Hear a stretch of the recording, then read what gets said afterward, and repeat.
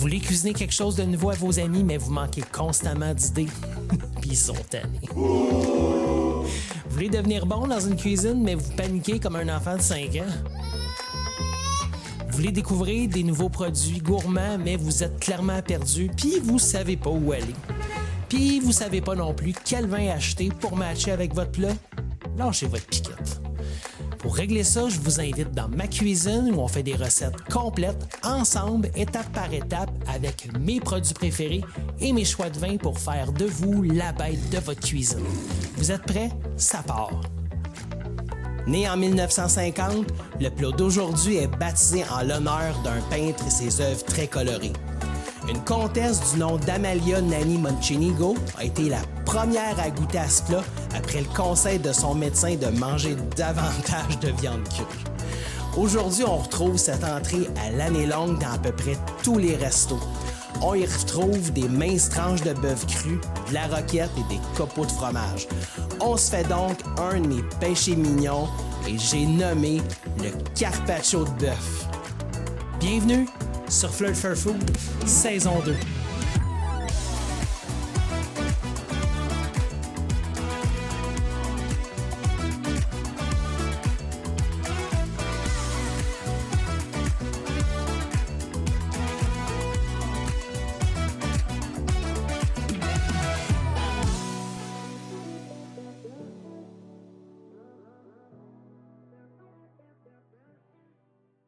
L'été continue, on se fait un carpaccio de bœuf, un plat tripant d'été sur la terrasse.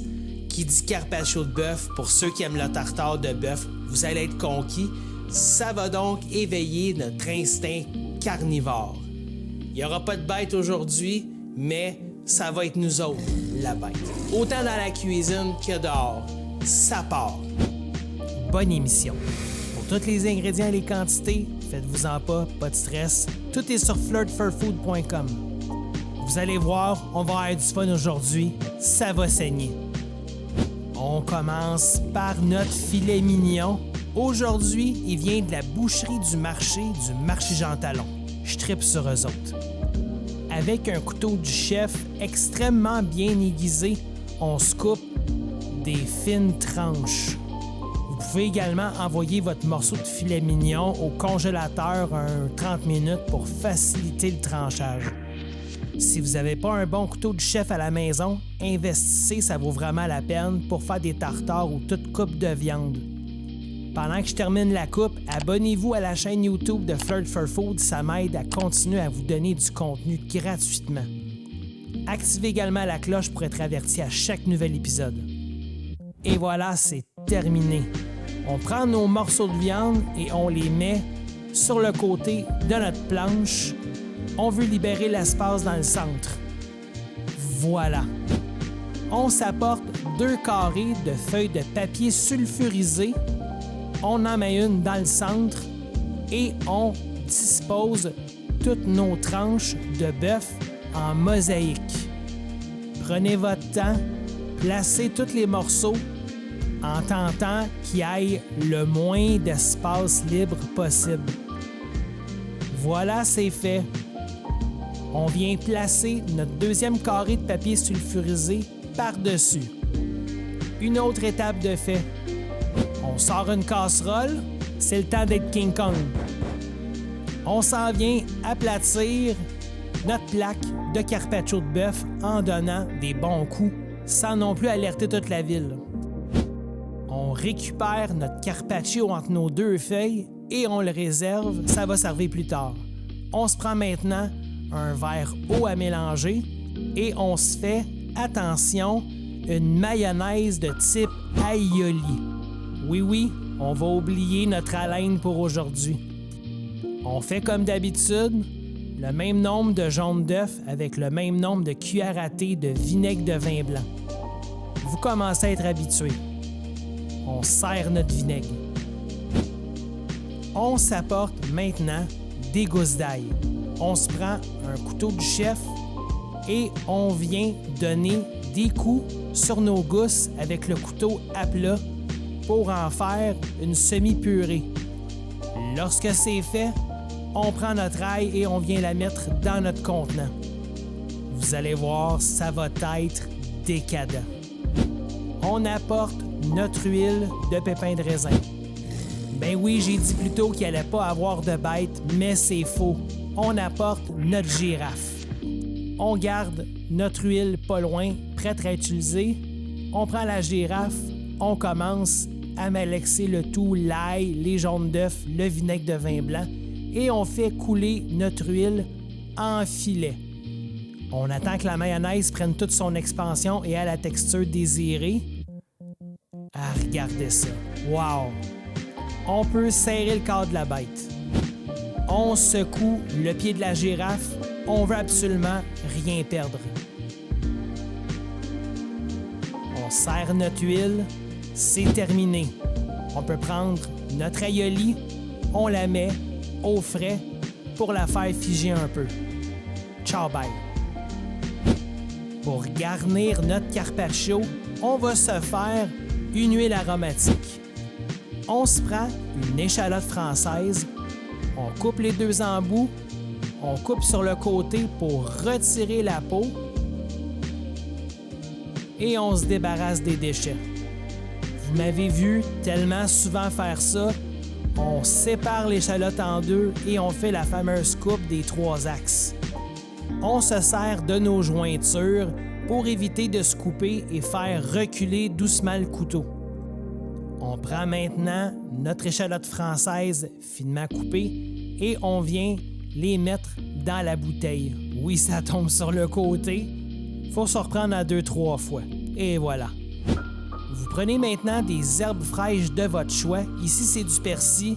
J'avais juste ça. Mais basilic, origan, thym, laissez-vous aller. On coupe ça le plus finement possible et on fait le même exercice. On met ça dans la bouteille. On n'a plus besoin de notre couteau. On se sort du piment d'Espelette et on s'en met légèrement. Et voilà. On vient terminer, évidemment, avec l'huile d'olive. Ça, c'est la Oliveira da Serra, une de mes huiles préférées, comme vous savez. Voilà, c'est complet. On visse la bouteille et on mélange vigoureusement. On veut vraiment que tout infuse dans l'huile. On la met de côté. C'est le temps du dressage. On se sort une assiette plate pour le service. On ramène en scène notre filet mignon en carpaccio. On retire une première feuille. On vient mettre notre assemblage à l'envers et on retire doucement l'autre carré de papier sulfurisé. Regardez comme c'est beau. Wow! Ça présage bien. On reprend notre huile aromatisée. On la rebrasse vigoureusement. On rouvre notre couvercle et on vient s'en étaler un peu sur notre carpaccio. Ça va tellement donner un bon goût d'herbe et d'échalotes françaises. Et voilà. Avec un pinceau, on vient étaler grossièrement l'huile pour ne pas avoir des bouchées avec des trop grosses concentrations d'huile et d'échalotes. On reprend maintenant notre aioli. Ça va vraiment être débile. Y a-tu vraiment quelqu'un qui aime pas l'ail dans la vie? En tout cas, pas moi. On vient s'en étaler grossièrement sur notre carpaccio. On y va selon notre goût. Et voilà. On s'apporte maintenant de la roquette. Ça, là, je capote là-dessus. J'en mange tellement souvent qu'Alacazo est gêné à côté de moi. On s'en est mis une bonne quantité. Maintenant, on se sort du Parmigiano Reggiano ou du Pecorino Romano. Aujourd'hui, c'est du Pecorino Romano. À l'aide d'un économe, on s'est coupé des tranches. On les dispose comme on veut sur le carpaccio. Voilà. Oh my God! Regardez comment que c'est beau et que c'est invitant. Ah, mais attendez 2 secondes. On va se rajouter une petite pincée de fleur de sel. On va ajouter un petit kick. C'est toujours bon de la fleur de sel. Une autre petite minute d'attente. On va y rajouter un peu de poivre du moulin. On se fait quelques tours et une dernière petite minute. On vient chercher une fourchette, c'est le temps de déguster au carpaccio de bœuf avec l'aioli. Wow! Je me lance-tu?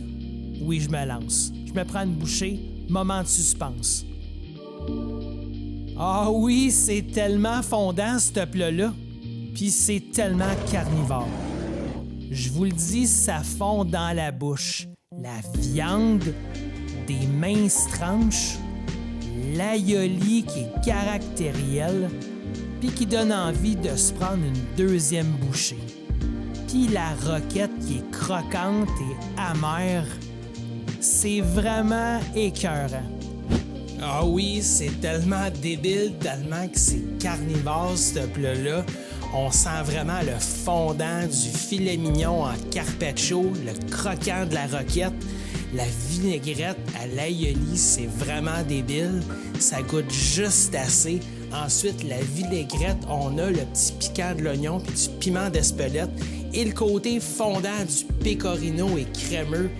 Faites ça à vos amis là, l'été, là, c'est vraiment, vraiment, vraiment bon. Je m'abdique, je me rends, je suis complètement vulnérable, je m'en reprends, je peux pas faire autrement. C'est le plat d'été idéal quand on file en manque de sang. Faites ça cet été pour tous vos amis semblables carnivores, cannibales. Soyez décadents, sans gêne, parce que croyez-moi, moi je suis pas gêné, je pars avec. C'est le temps d'un vin pour un vin.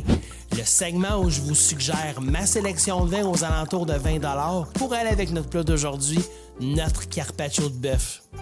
Ce qu'on veut ici, c'est un rouge léger, fruité et peu tannique pour pas écraser la finesse de notre viande.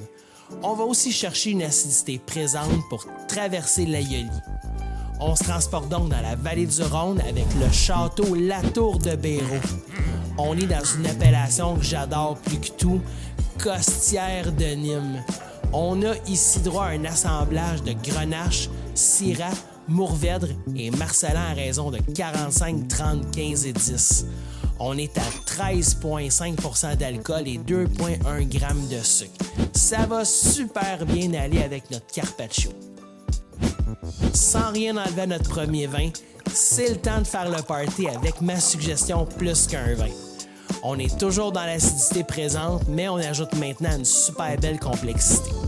On combine le tout d'une bouche délicate pour équilibrer notre entrée carnivore. On s'en va donc en Provence pour boire un Domaine la Souveraine Bandol. Cette appellation, qui est réputée pour ses rosés, présente aujourd'hui un vin blanc avec un assemblage peu connu, soit 50-50 de clairette et uni blanc. On est à 13% d'alcool et 1,6 g de sucre. Bon match. Prochainement sur Flirt for Food, on se fait un dessert emblématique nommé en l'honneur d'une ballerine russe des années 20. Abonnez-vous!